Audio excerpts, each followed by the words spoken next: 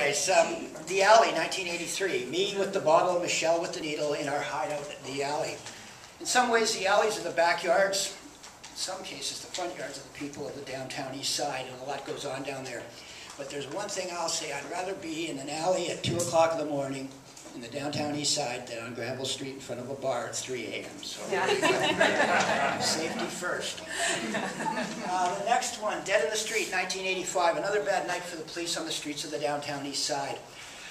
There's been a real love-hate relationship in both my life and the downtown east side's life with the police.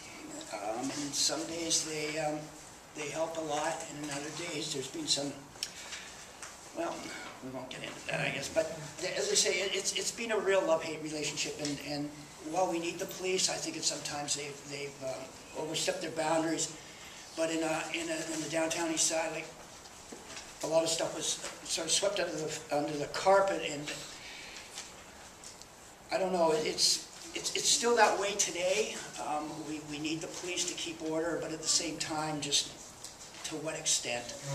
And the last frame I'm doing today is the Dragon in 1996, cocaine, heroin, and the victims.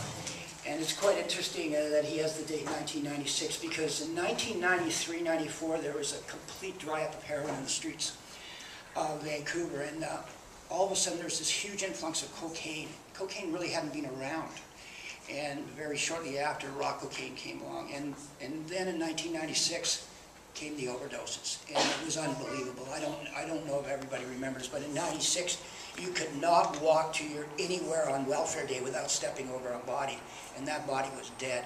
And in fact, we had almost 300 deaths in the city of Vancouver one year, which is just an absolute genocide. And I can't believe that it lasted as long as it did.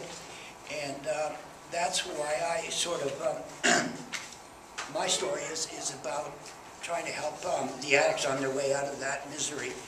And I think James pictured it well here. And I'm going to speak a little bit more about him in a couple of minutes, but what he's done here is just magnificent, because too many people's lives are forgotten when they die on those sidewalks. Finally, those families that didn't want to have anything to do with them grab that body and take them back to Montreal or Toronto, and they're never remembered again. And we've always fought to have, as my grandmother would say, those characters remembered. Thank you.